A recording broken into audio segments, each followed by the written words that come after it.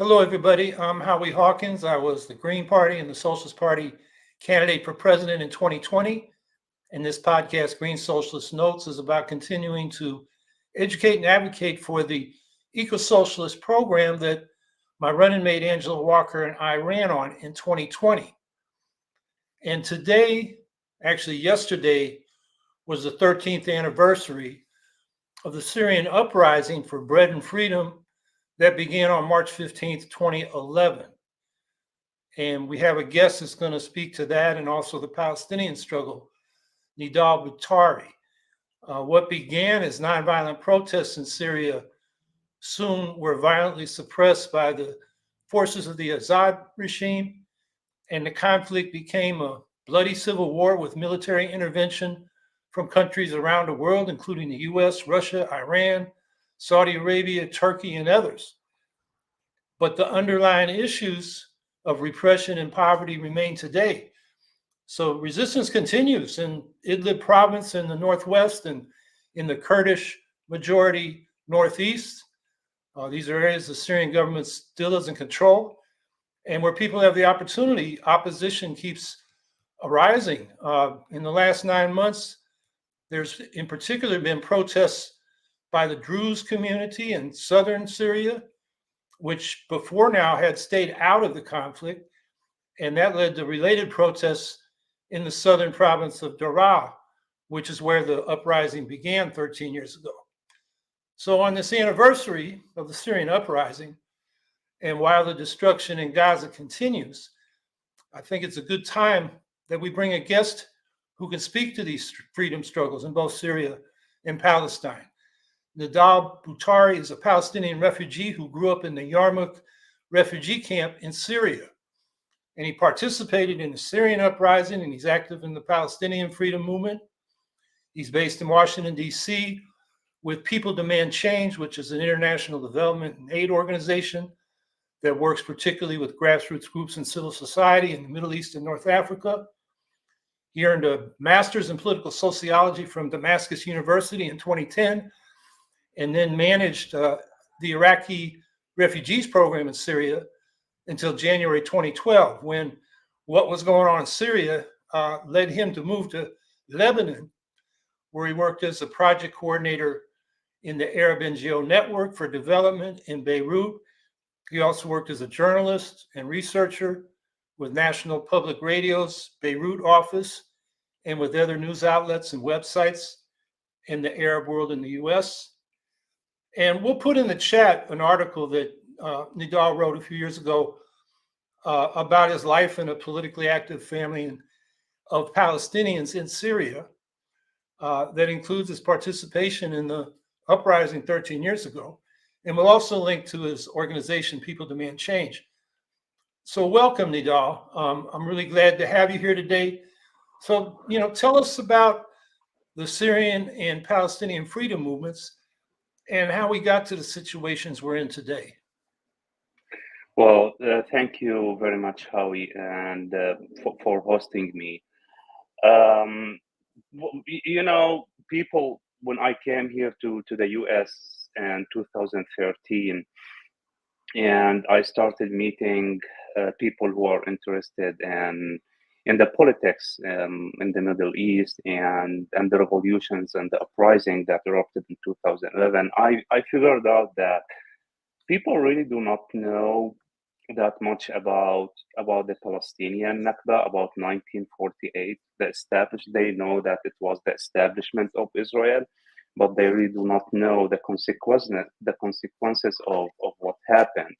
And very, very, very few people who I met that knew that there were about 500,000 Palestinian refugees that resided in Syria, and they were the generations who were born and grew up in Syria because of 1948 Nakba. So I grew up in relatively camp. I'm saying relatively camp because it was a neighborhood. And it was the biggest camp for Palestinian refugees in the Middle East. So it was about 150,000 Palestinian refugees, but the population of that neighborhood was about 1 million. And the 850,000 population, other than the Palestinians, they were all Syrians. So you can just imagine how close Palestinians and Syrians, and at least in my neighborhood, lived in Syria. That being said, the Palestinians in Syria since 1948 became part of. It is very hard to say that they were part of the social fabric of in Syria because we were still refugees. I was born in Syria, I was raised in Syria, but I've never been Syrian. And I've never been granted Syrian citizenship, for example.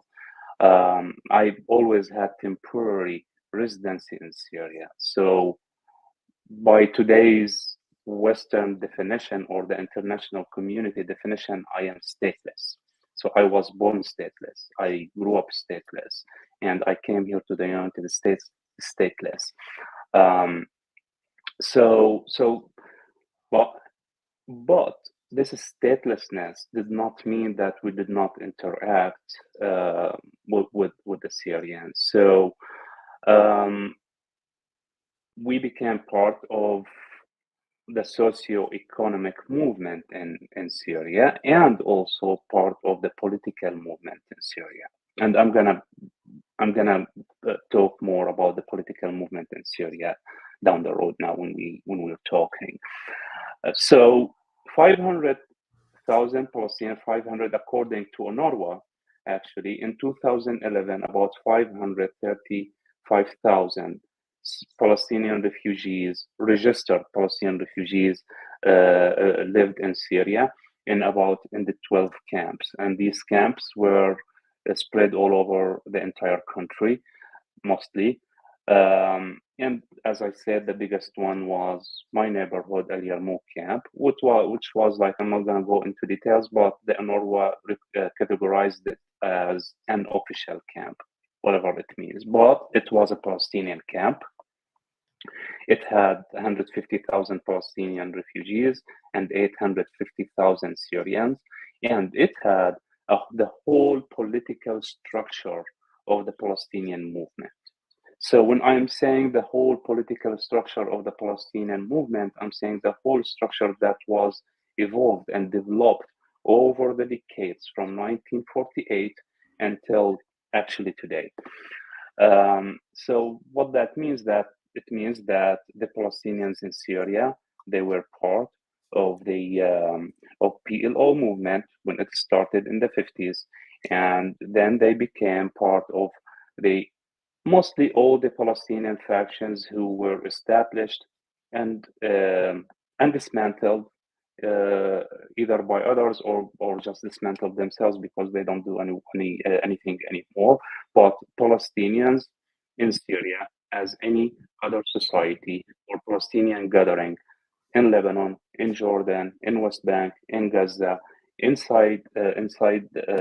the Palestinians in Israel, we were part of the socio-economic or the Palestinian political structure, but we were part of the socio-economic structure of the host countries, which mainly means that after 1948 there were the host countries for Palestinians, which was Jordan, Syria, Lebanon, and the refugees who were displaced in the historic Palestine to Gaza and to West Bank. And these are the areas where UNRWA also function.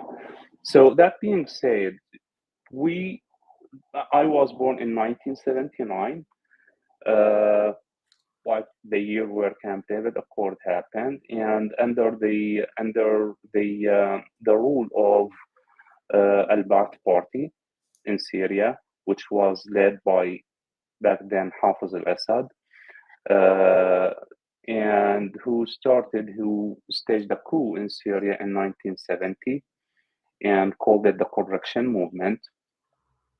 And this Correction Movement was part of movements that was happening in the Middle East and North Africa back then that brought a new leaders to the region. So Hafiz al-Assad came that year in 1970. Al-Gaddafi in Libya came also the same year.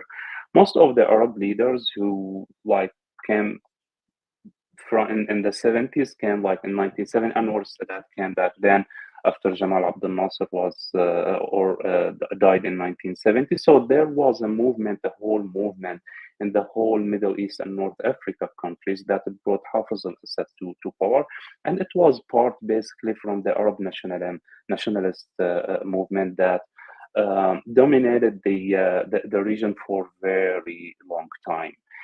And since it was like these regimes, like Hafiz al-Assad regime and the regimes in Egypt, Yemen, in Libya, they were all part of the Arab nationalist movement. So for them, Palestine was an essential uh, uh, cause, as they called it, which means that Palestine is the central foreign policy issue for any country in the Middle East and North Africa, which is also known as the some part of it known as the Arab world. Unfortunately, this did not have good impact on the Palestinians and their movement, nor had good impact on the peoples in the region, because what happened that the Palestinian cause was twisted politically and militarily and used as a tool to control the peoples of the region. And one of the very if I am an academic and I want to really write something about how the leaders in the region use the Palestinian cause to rule their countries, Syria is a very good case study to do that. So because Hafiz al-Assad, what he did in the 70s, that he created and split and divided and unified and divided again the whole Palestinian movement. So, as you may know and others know, the Palestinian movement um, or liberation movement did like it was started. It started.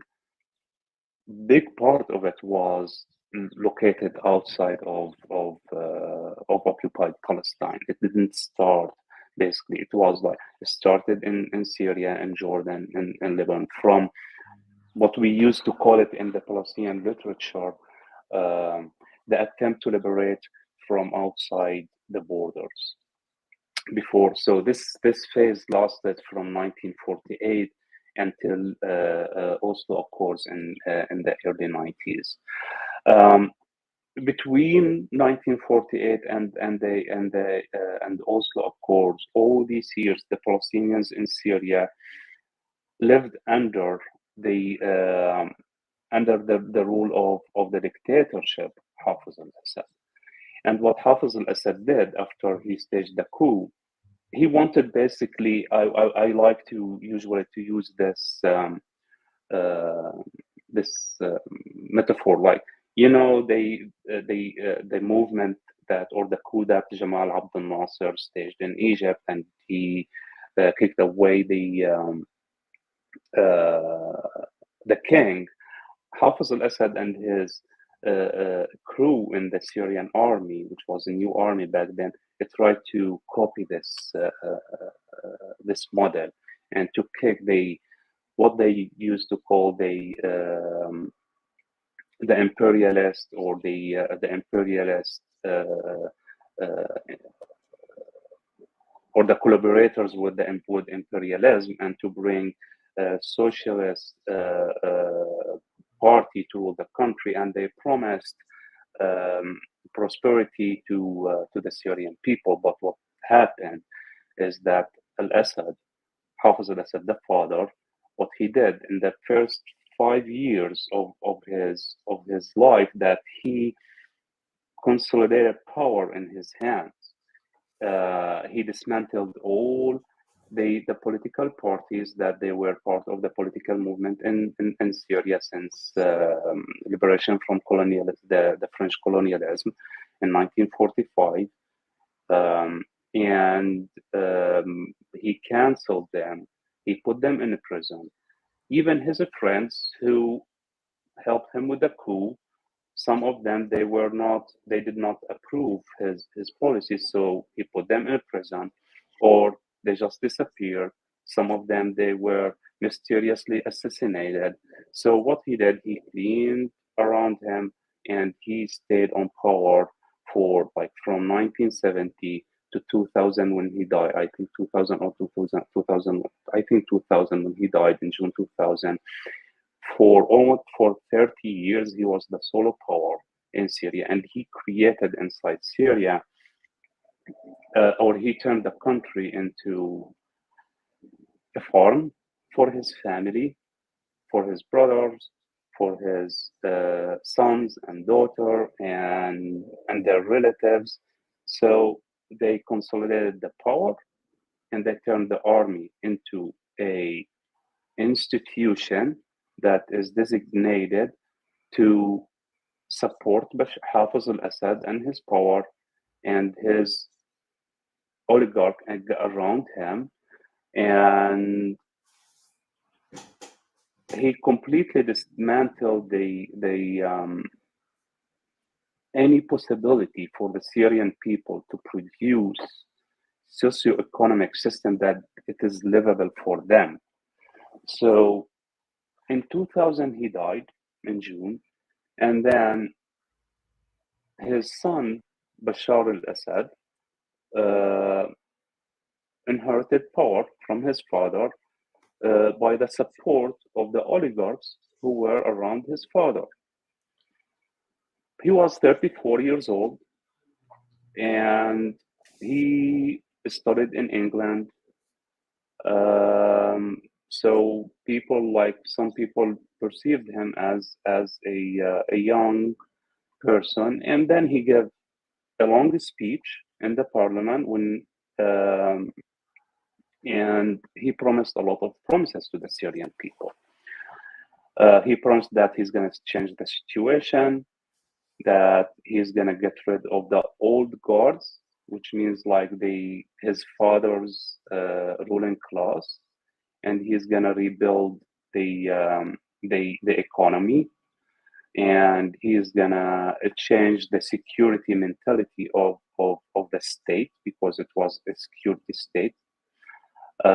He gave a lot of promises, but one detail, one very, very, very small detail happened that for me personally, I felt, I am not Syrian, but I felt humiliated on behalf of my fellow Syrians, my friends. Um, the Syrian constitution states or stated back then that to be a president, you have to be at least 40 years old. Bashar al-Assad was 34. So the old guard and the oligarchs around him, who he promised that he's going to get rid of them, they changed the constitution in the parliament in 5 minutes, and they changed the age of the president. So from 40 to 34. So basically what they say, they changed the part in the constitution about the age of the requirement of the age of the president, and they made it 34. However, between 2000 and 2005,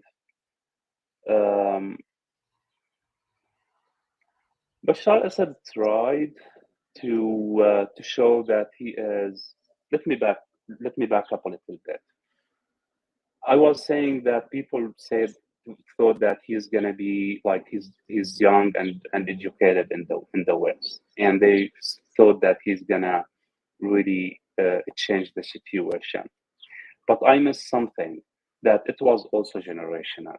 So for my generation, all I remember it very well, like when we were at the university, I was back then at the university, the sociology department, and I was sitting with my friends in the cafeteria of the university, and they were really talking about it, and they felt humiliated. Like they were like young people, guys in their youth, in their 20s, and they felt, what? How on earth that this could happen? That Syria would be like a person, the constitution would be changed in the parliament in 5 minutes, and this guy will inherit and rule us. Why? Although some other people, the older generation, like my father's generation, and the generation who even resisted Hafiz al-Assad in 60s and 7 in the 60s and 70s, they thought, let's give it a shot with him and see. So he opened kind of what we used to call it back then debate clubs, and that give kind of like a little bit of freedom of expression for people to talk about economy, to talk about reforms, to talk about the changes and the mentality of the mindset of the institutions, and to change the security state into more developed and improve and to that respect its people. Um, but it did not last that long. In 2005 or 2006, between 2005 and 2006, Bashar al-Assad and the security services cracked down on all the people who he let them talk, let them speak, and gave them the platforms to give opinions. And he arrested them. I can count and remember, I was like starting my master's back then, 2006. I can remember how, like, I can really count maybe 5 or 6 of my very close friends who were arrested, taken from the university, and thrown into jails. And some of them, they never survived, and some of them, they were released in 2011 when the revolution started in Syria. And why did he crack down on these movements? Because 30 years of building institutions of the state to make its behavior, the state's behavior, bureaucratic and automatic, could not be changed in 2 or 3 years, and could not be changed by him, and it will not be changed because he came with the same mentality of his father, the same mentality of being a dictatorship. One of the arguments, like one of my friends back then, he said, okay, if the older generation, they want to give him a shot, why?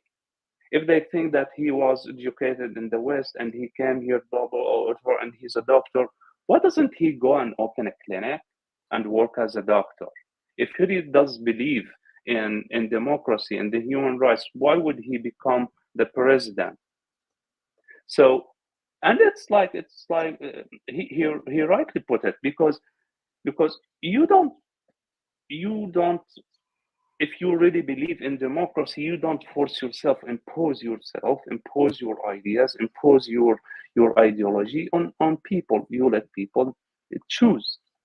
But no, basically, Bashar al-Assad was born and raised for a father who is dictatorship, and he was raised and grew up watching his father and his father's friends and crew and oligarchs behaving in certain way, and he just copied his father's behavior to his and brought it to his presidency.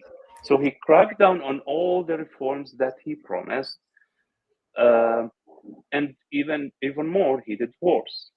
What he did is that he made the Syrian economy like really like you a slimy economy. You really don't have a description for it. It's not socialist. It's not capitalist. Uh, it's nothing. He opened the economy, and he opened the economy basically to Turkey, to Erdogan, and the middle class in Syria started to shrink rapidly, and especially in the suburbs. I'll give one example. So, for example, the furniture industry in Syria, it was very localized, and in the rural areas in Damascus and Aleppo.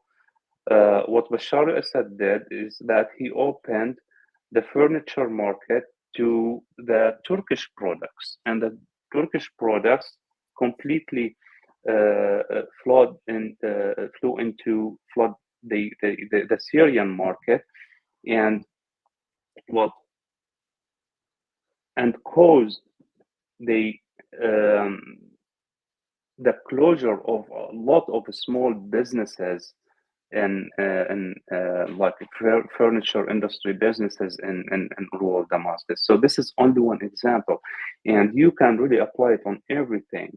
And by shrinking the middle class and shrinking the small businesses, then the oligarchs around him started also like to shrink and to be closer, and the whole economy of the country in 2011 was really consolidated in the hands of Bashar al-Assad, his wife, and his cousin, and a few other cousins of and his brother, and a few other people in his family. So it's not only consolidated in the family of Bashar al-Assad and his wife, it was consolidated in the hands of certain people in his family. And this is why when the Syrian revolution, the uprising it was very popular. It was really popular. It started everywhere. It did not like seriously, and I'm really honest about this. The West, it, it tried, and they describe it when it started from the beginning as a sectarian civil war. But believe me, I can count in my head now the people who I know that started to go into protest, like very peaceful protest, and none of them is, and they are from different sects and from different ethnicities. They are like, they were Kurds, and they were Arabs, and they were Alawites, and they were Durzi, and they were Christians, and they actually like the leaders of the movements, of the resistance movements to Hafiz al-Assad, and then later to Bashar al-Assad. Like, there were a lot of them. They were Alawites and from minorities in Syria. But the outside, the impact of the Arab countries and the Gulf countries into the Syrian revolution, this is another subject we might comment to later, like had like really bad and negative impact. However, what I wanted to say is that the Syrian uprising, when it started, there were reasons. So if you want to say that there are three factors for any uprising, one of them might be the political factor, and the other one is economic factor, and the third one is social factor. Like, so if one in Syria, three of them, they came together and they created an impossible situation for the Syrian people to live, to survive on a daily life. This is why people really started the revolution. I was working on a research the other day that about the terminology of the revolutions in the Arab world, or in Middle East and North Africa, and I was writing the introduction of it. So I wrote that, when it's not published yet, but well, I came to this conclusion. So I was writing, Bouazizi in Tunis, he burned himself because he was humiliated. He was slapped in the face and pushed to the ground and beaten by police. And the first protest in Syria, it started because a policeman hit a man who was trying to park his car in the middle in the street. So the policeman, he attacked him and he slapped him on the face. And in Egypt, this guy or kid, his name Khalid Saeed, he was going to an internet cafe, and the police pulled him out and they just started to beat him to death, and they killed him. In the three cases, it really never crossed my mind that in the three cases in the whole revolutions in the region started because of humiliation and because of oppression. And And this is what dictatorship means, basically, because the dictatorships, they are coercive regimes. They impose their rules on you, and you don't dare to say no. And no means that you are going to prison, and you might most likely lose your life in the prison. And this is what happened during, like, in the whole Arab region, actually, not only in Syria. And this is why the region erupted, the revolutions in the region erupted. There was kind of interconnectivity between the revolutions in the Middle East and North Africa, between Syria and Egypt and and Bahrain and etc. Because there is a mindset in that region that was created in the 70s due um, to the Arab ban or Arab nationalism movements that created these dictatorships. Um, and the Palestinians, they were all the time part of these movements. And their cause was always the main tool that the Arab regimes used to rule their people. So I'm going to give an example here so people understand what I'm talking about. Because of the Palestinian cause, most of the Arab countries, they declared martial rules, and they ruled their people for 20, 30, 40 years under the martial rules. And this happened in Syria. Uh, and in Syria they call the emergency declaration rules. So basically, Hafiz al-Assad in the 70s, when he came to power, he declared emergency. And when you declare emergency, it means that you are dismantling the capacity and the capability of all the institutions, especially the judiciary institutions in your country, to act as they act in normal or behave in normal situation. So basically, any cop in the street can just pull you back, pull you from your sweatshirt and t-shirt, and throw you in the prison for years and years and years without going to trial.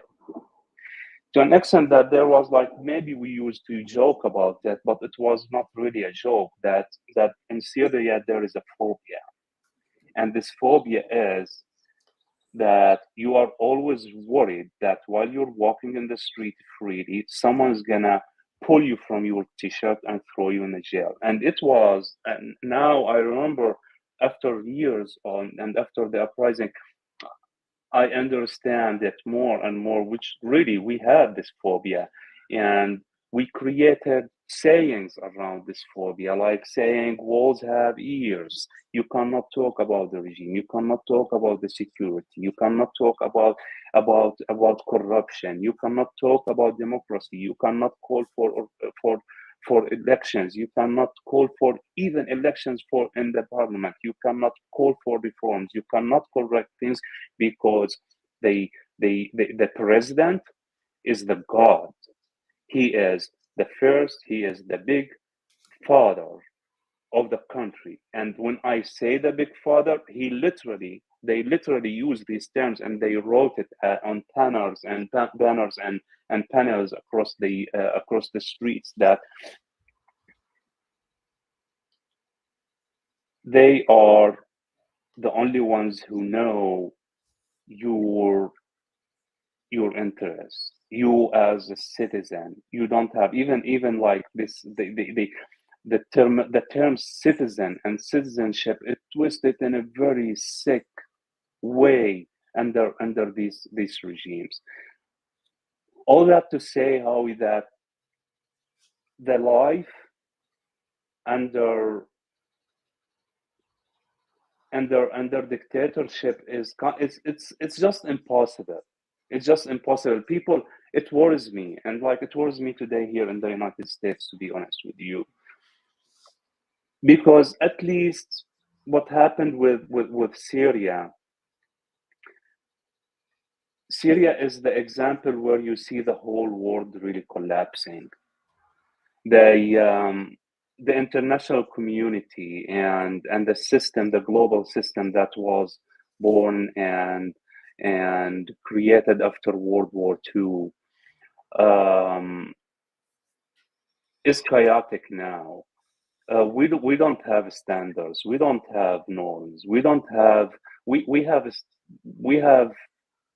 It is very hard to convince people to these days about what's right and what's wrong, although the right is very clear and the wrong is very clear. You don't, I don't like when you reach the point that you have to convince people that killing civilians is wrong and it should not happen. And when you have massive movements on massive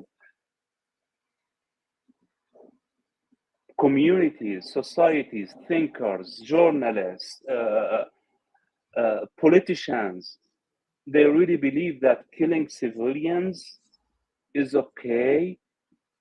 I don't know what kind of world that we're living. And Syria was when all our beliefs in the Western norms of democracy, human rights, etc., like really, we saw it collapsing altogether in Syria. The United Nations collapsed in Syria. The democracy and the human rights collapsed in Syria. And what we are seeing today in Gaza is just the consequences of the Western and the international community's behavior in Syria, because Netanyahu is nothing less than Bashar al-Assad. Netanyahu is just a dictatorship, and he is willing to go to a third war to just stay in power. And this is what he's doing. And this, I'm not justifying on saying what Hamas, that Hamas did not do anything. No, Hamas is the product of Bashar al-Assad. Hamas is the product of Netanyahu. They work together. I call them the triangle, like the triangle of Netanyahu, Bashar al-Assad, and Hamas. They cannot live without each other. They need each other to survive, because they have the same mindset, they have the same mentality, they have the same way of thinking, that people should be ruled by force, by an iron fist, and this is what they're thinking. And we, as Palestinians in Syria, as a group of 500,000 Palestinian refugees in Syria, we lived through what the Syrians lived, although we had some extra thing.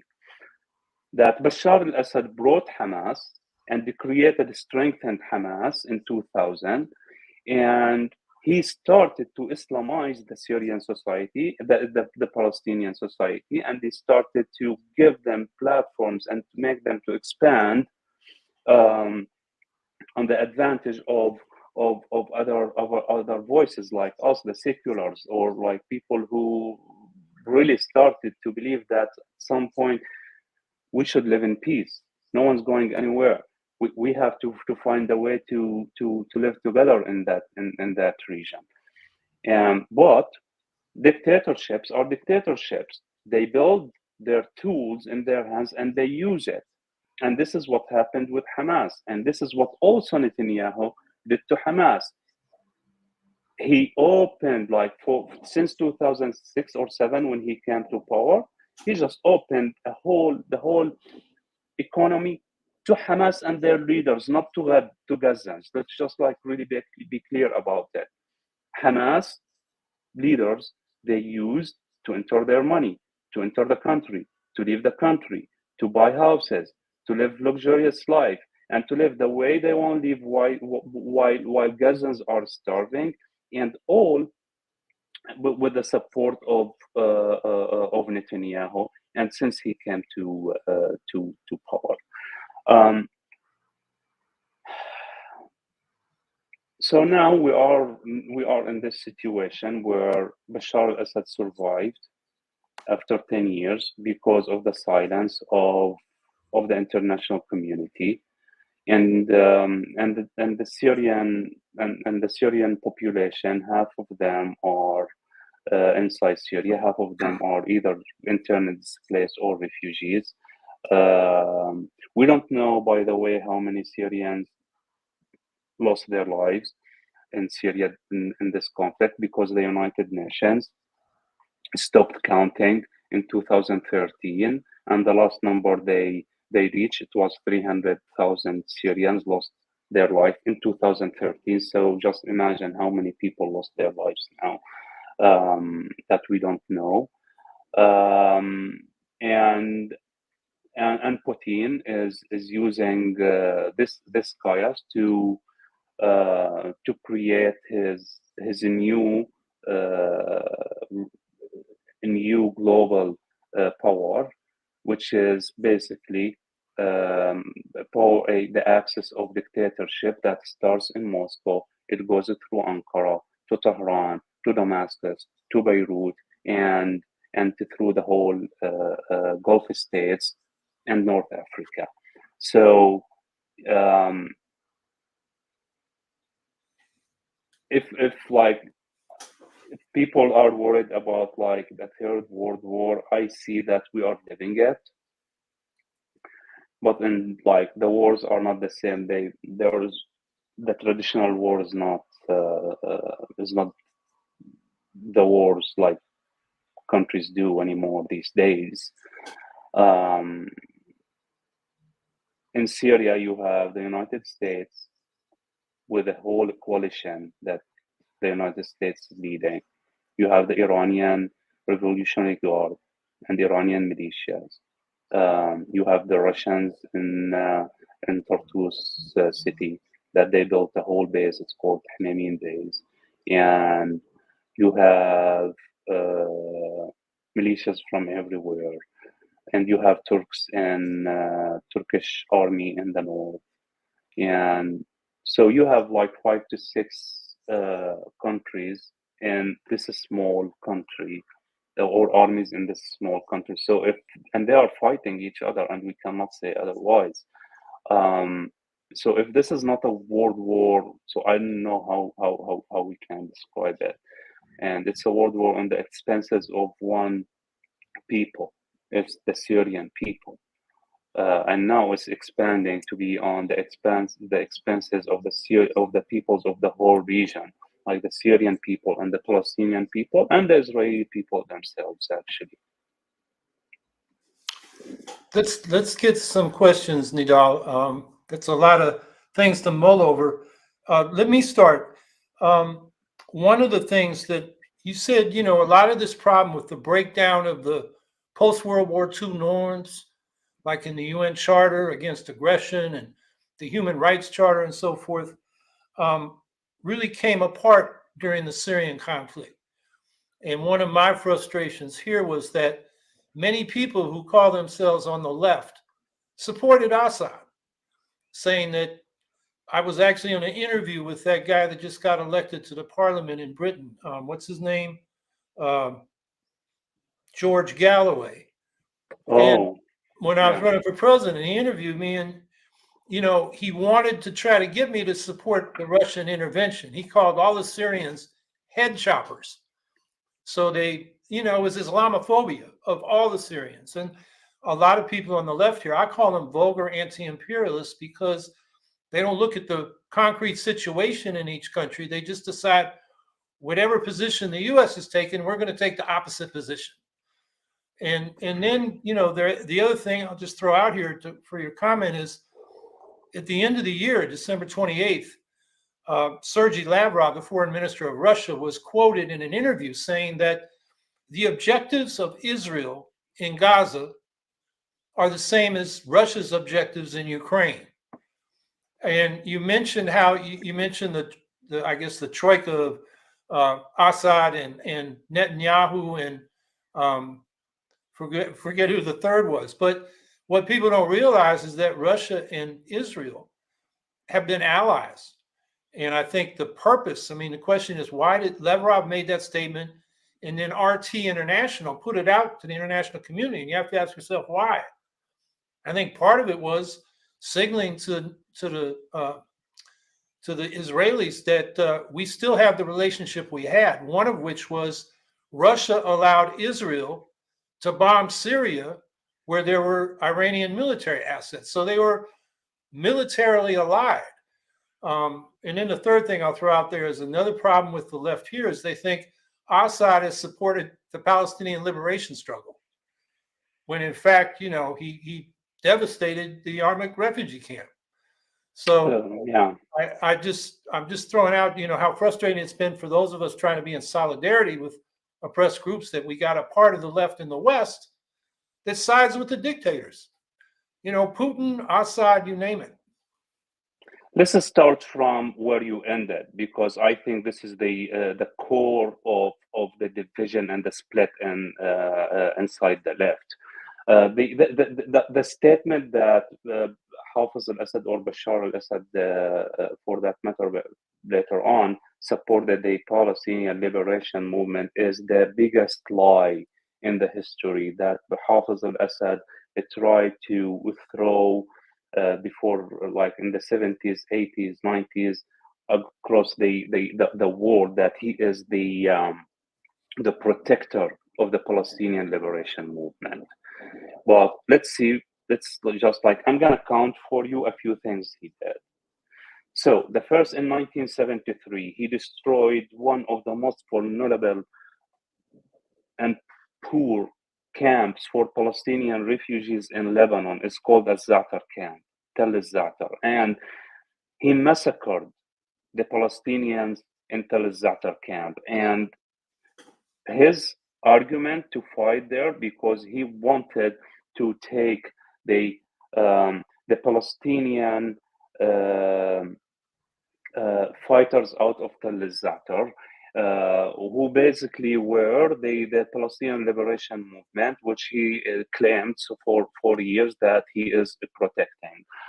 And in 1982, and this is I wrote this in the article.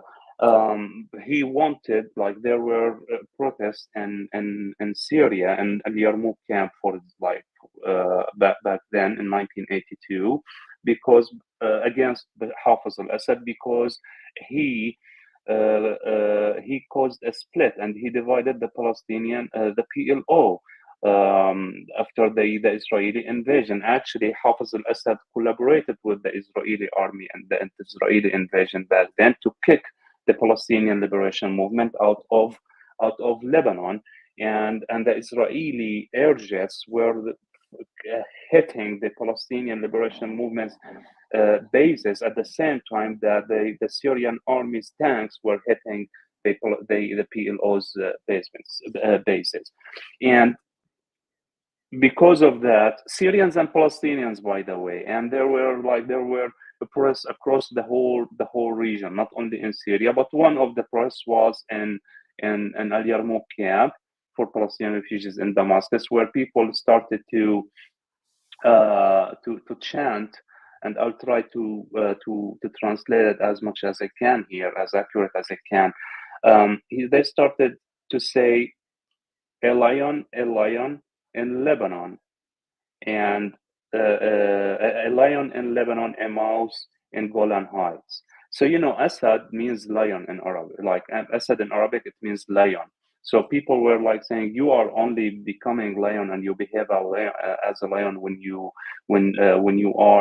against the Palestinians and Lebanon, but your Golan Heights has been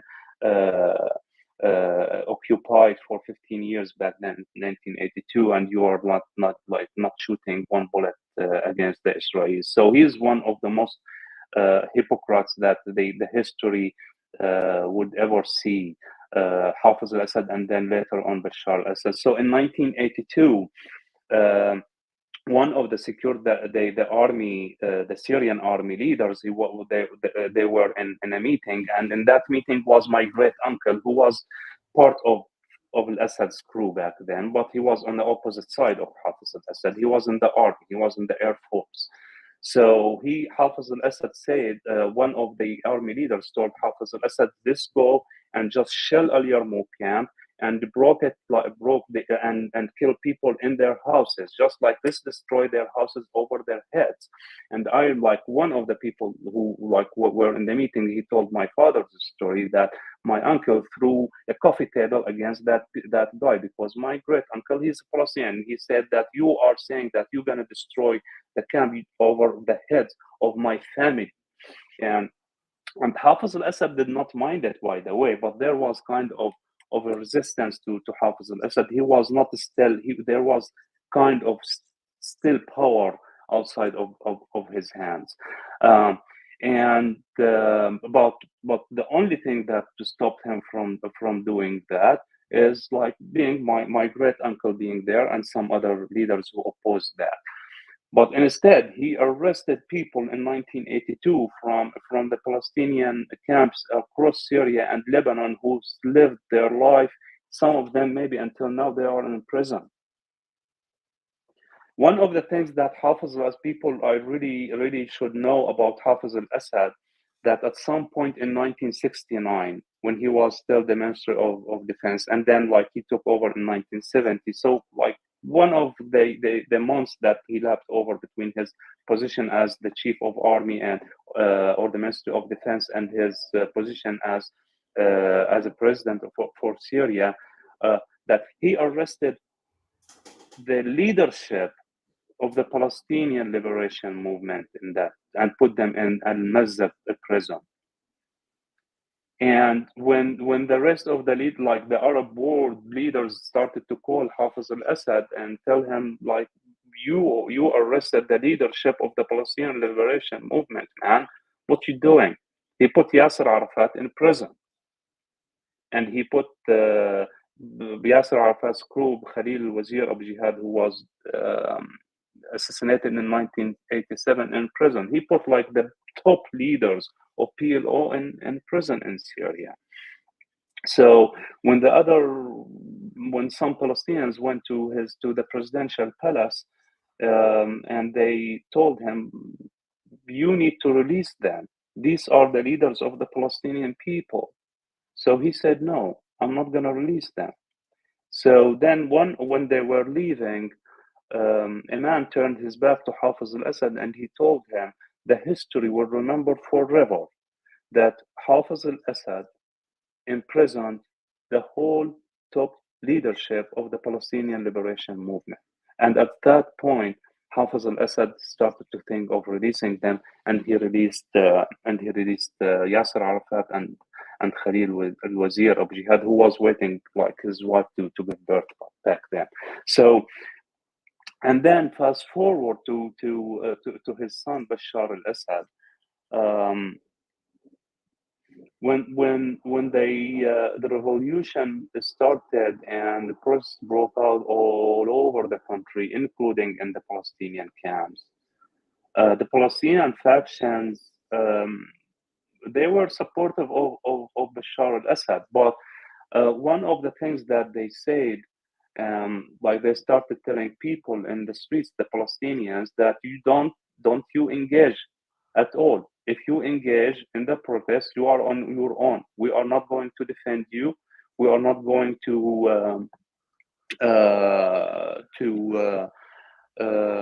help you to get out of prison. We just can't. One of the leaders, I remember him. He's like one of the leaders of PLO in Syria. He said, like, if I go to prison now, I cannot even help myself or find someone to help me. Even the Palestinian political structure leaders back then, they were worried of the security state that Hafiz al-Assad and his son created, to an extent that they were worried about themselves. And this fear was translated by supporting Hafiz al-Assad, some of the Palestinian factions in the left, and the right supported Bashar al-Assad, and this might have created an illusion or delusional idea in the left that, oh, since the Palestinian factions and PLO are supporting Bashar al-Assad, so maybe then they then Bashar al-Assad is a good guy and he's supporting the Palestinian liberation movement. But what people do not know, that the Palestinian political structure uh, that is currently running the Palestinian lives is part of the dictatorship of in the region, is part of Putin's plan.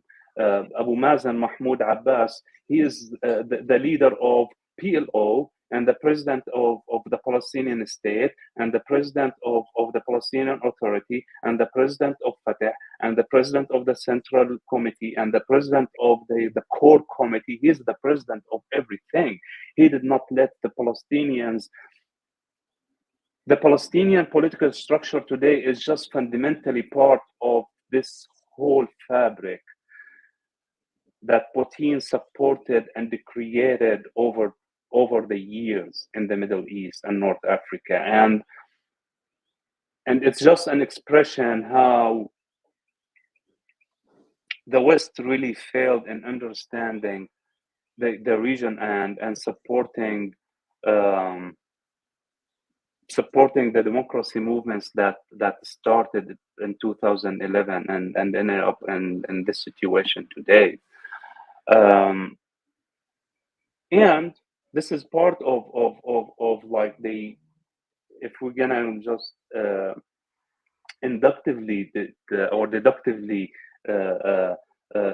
describe it, this is how it happened, like from like the support of the Palestinian movements who do not even represent the Palestinian people, that the left created these ideas, and the left has a lot of journalists who do not have conscience, they do not have, but they have a huge platforms, and they started to throw and to spread mis and disinformation on Twitter and websites, and paid basically by regimes like the Russian regime and the Syrian regime and other regimes in the region. And then we find ourselves in this situation where the left is divided, but we also ignore the fact that the whole world is divided. It's not only the left, and the whole world is divided because of, I don't know what to call it. Like, we don't have norms. We don't have norms for what's right and what's wrong anymore. You know, like there's this sociologist like Durkheim. Um, he has like very good expression or description for situations like this. So um he says that when societies or systems collapse, when they collapse, this whole structure collapses of a society or a community or a system or whatever. Um, the norms are very fragile and they collapse the first. But the same second that this system collapses and the norms collapse, there's a new norms that are being start to get built, but it takes a lot of time. And I think we are still living in the collapsing moment of these norms, and the new norms are yet to be built. And I think we feel it every day and everywhere in this world these days. Listen, we normally end now, but we haven't even got the questions from the chat. So I think, Nidal, you can stay, and if Chris in the background can continue to host, I would like to continue. And I think what I get from this whole discussion is that the leaders in the formal left, like in the Palestinian factions, in some of the groups, in the West, they've lost their way. And to build these new norms you're talking about, we got to have solidarity from below. I mean, if we're on the left, we're about uplifting the exploited and oppressed. And you really got to talk to the exploited and oppressed across borders. And I think that's, the kind of solidarity we need to extend and find out ways to build.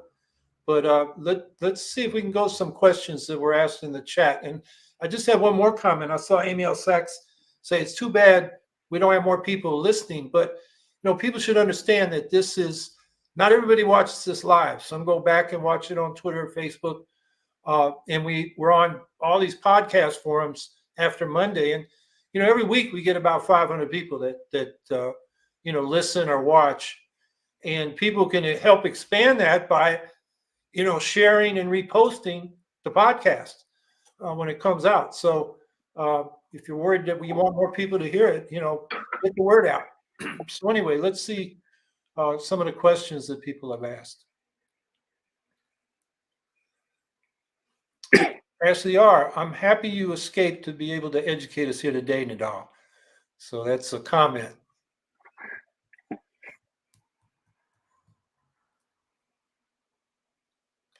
Chris Blankenhorn, can you discuss the importance of the right of return for Palestinians from your position as a stateless refugee? Oh man, where do you want to start? I am stateless. For the parents who are stateless, for grandparents who died stateless.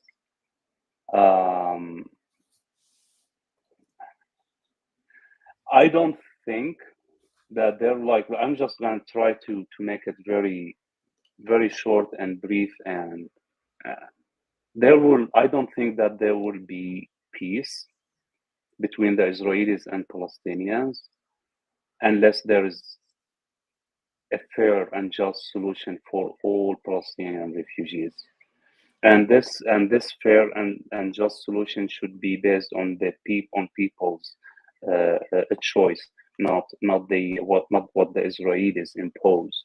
It should be either these people who want to go back to their homes, they should be able to go, and people who want to stay wherever they are, they should be able to get like a very fair solution, like a citizenship or compensation. And when I say that people should go who have who want to go back to their homes and their homeland in their villages or cities where their grandparents or parents were kicked out from. I'm not exaggerating. I am one of people who I still have family in Nazareth. This is where my father was born, and he was 1 year old when Nakba happened. And in his house and his grandparents' house, his aunt stayed there, and her kids are living there now. And I don't know them. I've never met them. And I would like to go and know my family who I never met in Nazareth. So there is that. So I can people who think that Palestinian, when they talk about right to return, that it is something very symbolic. It's not something symbolic. It's something very sentimental and very emotional and very essential in our culture, because like we are the indigenous of this land. I can count for you like my ancestries, like and go back to from my mother's side like to the 17th century, if I want, and it's all documented in the Israeli archives today. I found the photos for my great grandfather who was a mayor in Jaffa or in Safad in Palestine back then. We have roots, and we Palestinians should have the right for the self determination, no doubt. And I don't see Palestinians giving this up at all. I don't see that.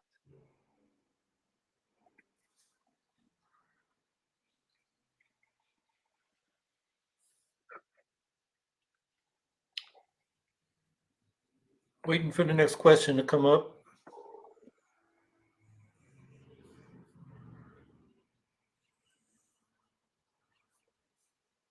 Here we go. Scout Trooper 164. Nidal, what are your views on the Ukraine war? Well, when the war in Ukraine started, I was ready to fight a third world war. I think it's like I think that that Ukrainians, and back then when I had social media, I was on Twitter. I wrote something. I wrote that like Ukraine, the war in Ukraine is gonna define the world that we will be living in for the next century. Because like people are talking about the invasion of Ukraine in 20 uh, when did it start? In 2021, I think, right? 2022 was full-scale invasion. 2022, yeah, and 2022, but we forget what happened in 2014, right? Because that was the big revolution that created the new Ukraine that Putin hates. The passion for democracy and the human rights and the freedom and etc. And all these norms that Ukrainians like. This is why they started their Orange Revolution, and it was an inspiration for and before that 2014 and 2004 and before that. So actually the Ukrainian revolution was one of the aspirations for the revolutions in the Middle East and North Africa. So yes, I think like the war in Ukraine is a justified war for Ukrainians to fight until they achieve what they want to achieve. And I think what's going on today by letting them fight on their own without the support, when the freezing the support in Congress, is just um, it's just a Trump way to come back to the White House, and it's a Republican fault, and it's shame. I can't imagine like people. If you get invaded, you have to fight.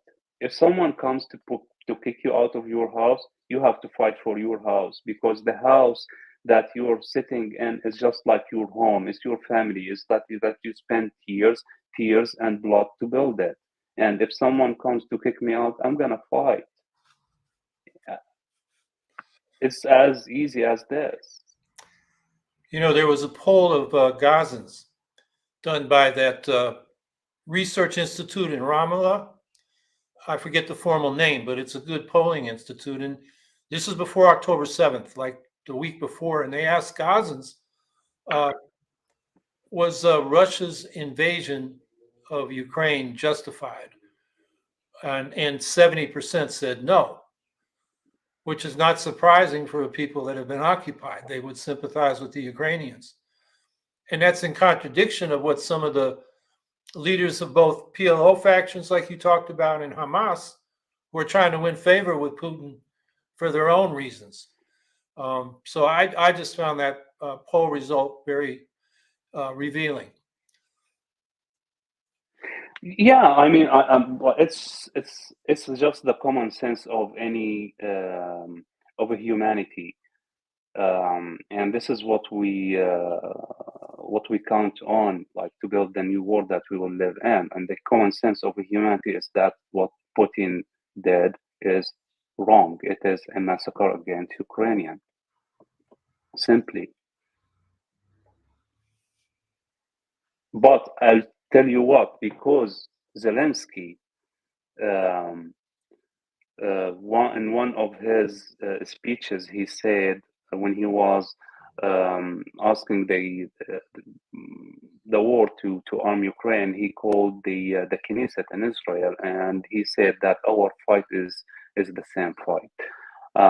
So some people took this as like, okay, now he's not pro-Palestine, so we're gonna be pro-Ukraine. But I think this whole principle is wrong, because, and I'm not talking about who's asking. I'm talking in general, because like it's a big discussion we had and conversation, that it is the principle that we are discussing, not the person and what he's doing. The principle is invading another nation state is wrong, simply.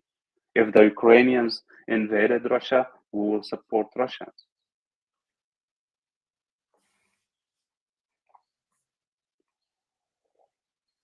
Chris Blankenhorn, the comment about a just peace makes me think about how the current conflict could be used, used to pressure an acceptance of an unjust peace, even if limited to Gaza, such as present proposals focusing on Israeli hostages, but not giving the same weight to the thousands of unjustly detained Palestinians.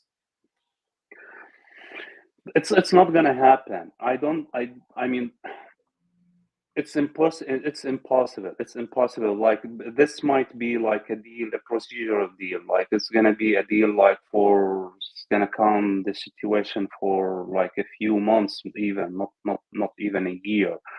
But a permanent solution, like whatever happens in Gaza, happening in Gaza today, and whatever happens in Gaza tomorrow, is not gonna solve the the Palestinian question, and it's not gonna solve the Israeli complex situation. This is how I see it, because it's Gaza is today, unfortunately, is the one of the worst episodes of the Palestinian struggle, but it's not the end of it, and it will not be. And the right of return of Palestinians is the backbone of the Palestinian cause, and whatever deal today is going to be a deal like for like to solve one. To solve a situation, not the whole cause. Honestly, I'm not worried about it, because for one reason is,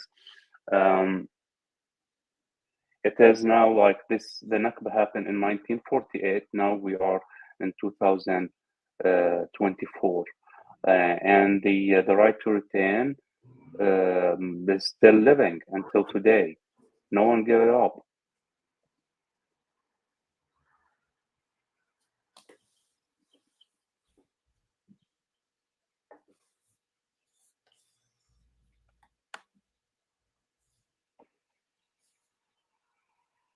Okay, I think that having Nidal's banner up there is a signal that we got through the questions. And I appreciate Nidal staying longer. We could go on and on, but we try to keep these podcasts not too long so people don't feel like it's that big of a commitment of time. So I really appreciate you coming on. I think a lot of people learned a lot about, the nature of the Syrian struggle and its relationship to the Palestinian struggle, relationship of popular movements to the state powers in the region and around the world. And I think, you pointed to the big problem, and, in the international order now, we got states that are basically saying might makes right.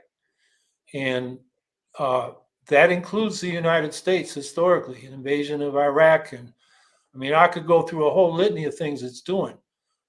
I wouldn't say that for Ukraine. I mean, my complaint there is they've been slow getting the weapons, and they're too afraid of, escalation with Putin, to the point where they've just given enough to the Ukrainians to not lose, but not to win and push the Russians out either.